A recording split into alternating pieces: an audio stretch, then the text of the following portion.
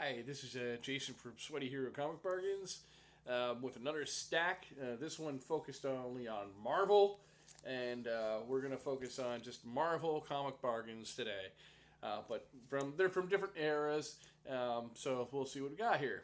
So one of the more obscure things we got is Die Cut number one, which I find a lot of fun because it's from the Marvel UK era. Oop, there we go. Marvel UK was very a cyberpunky like line, but they were original characters based in the UK. They didn't, and Die Cut was one of those characters, and this one guest stars the Beast. This looks like a lot of fun being a character I've never really even ever heard of before. Probably is going to be a long time before they go down to the bottom of the comic bin and dust off this character for a movie or anything, but a lot of fun. It should be a lot of fun to read. Imperial Guard is a cosmic team that is actually rooted in more in the X-Men, which makes the X-Men a lot of fun. Oh, it's kind of cool. And Brian Augustine contributed to the story here. The Squadron Supreme, this is from 2015, and it is a second printing. And James Robinson is the writer. Leonard Kirk, who's a Canadian, did the art for this storyline.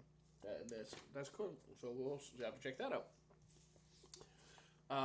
Lunatic is a character I don't know much of, but I would, as I understand it, was in the vein of a Lobo, and is a Marvel cosmic craziness character.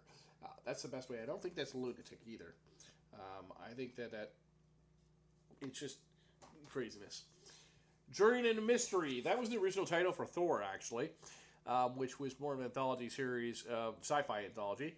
But from time to time, they've returned to that title, Journey into Mystery, when they, position Thor off into his own book or something.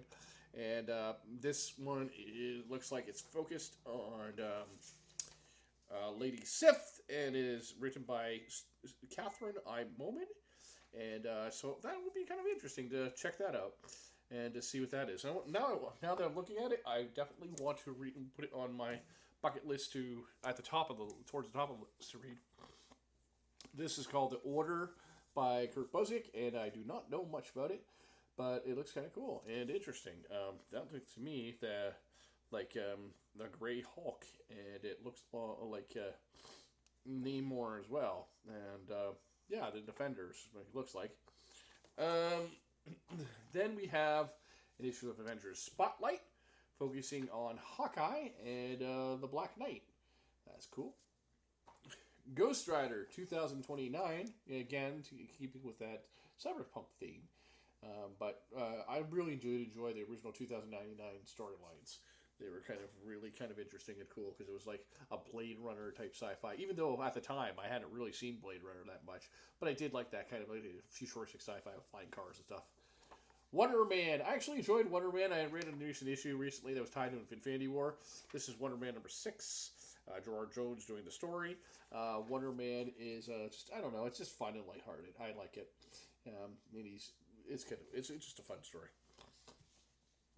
Here is another Avengers Spotlight. This one with Iron Man and Hawkeye, it looks like.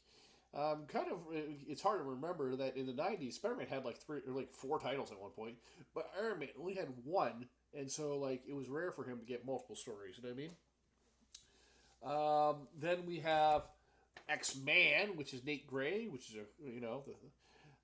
he's basically Cable from a different timeline, but younger, but kind of cool. And this is like a glossy paper. John Ostrander does the writing, Luke Ross on art.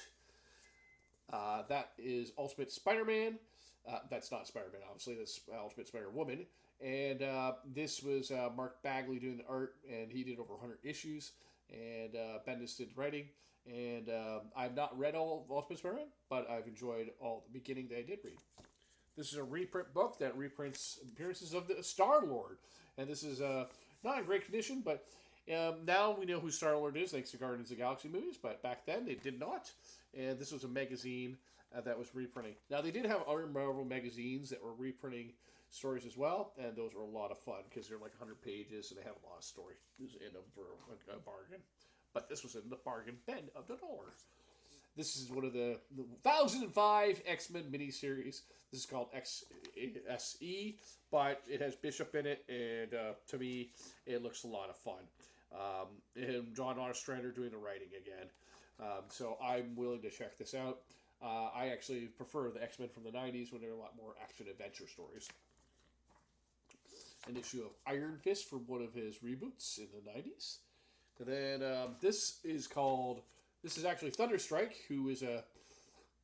Thunderstrike is the Thor character, not Cage. And Thunderstrike was... he was a temporary replacement for Thor for a while, then he got his own book. And you flip it over, and you have Code Blue, which was a cop team in New York City fighting Thor-type villains, which is kind of cool. Then you have a Fantastic Four from 2013. This one drawn by, has some Bagley art in it. That could be interesting. Matt Fraction doing the writing. Another Avengers Spotlight. This one looks like it has Hawkeye again. And Dr. Druid, which is a very obscure reference for it to have. Then, What If the X-Men Died on Their First Mission? So that's a What If book. So that could be kind of fun. Let's see who did help with it. Roy Thomas and Rick Buckler. That's a good team. An issue of Defenders that came out in the late 90s by Eric Larson, who at that time had already started the Savage Dragon, actually. Yeah, but 2001. Looks like Valkyrie is on this version of the team. The official handbook of the Marvel Universe, Book of the Dead. And this has a lot of probably outdated information, like Bucky is in it. And I think Captain Marvel, the original Captain Marvel, would be the Ghost Rider, the original Ghost Rider, who at this point had been freed from his curse by the time this book had come out. So this should be a really interesting read to read about. And then finally, I'm going to end with Kazar. We got some of the older Kazars. So we got Kazar number 14, and we got this Kazar.